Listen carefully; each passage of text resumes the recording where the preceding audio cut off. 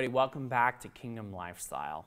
We're starting a new month here, and this month we're looking at the topic of identity, who we are. And this is one of my absolute favorite topics to talk about because who we see ourselves as reflects so much in the way we live.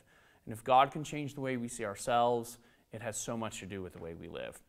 And so to start identity, this week we're going to look at Genesis 1:26. And in this verse, God speaks over Adam just before he's about to create him.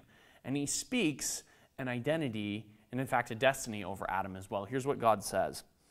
It says, "Then God said, 'Let us make man in our image after our likeness, and let them have dominion over the fish of the sea, the birds of the heavens, over the livestock, over all the earth, and every creeping thing that creeps on the earth.'"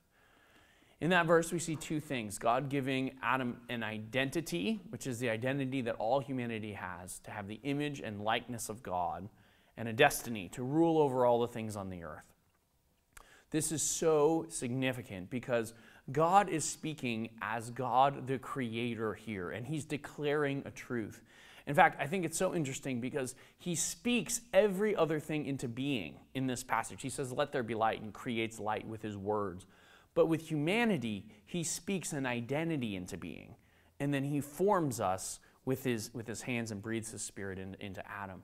And so we see God here speaking an identity into being, those who carry the image of God and the likeness of God.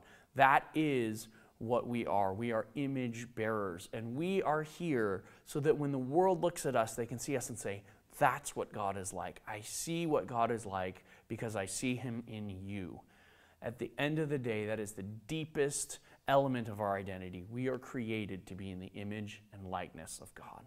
And so I encourage you to begin to ask Jesus to show you to see yourself that way. Hey, go and live Jesus today.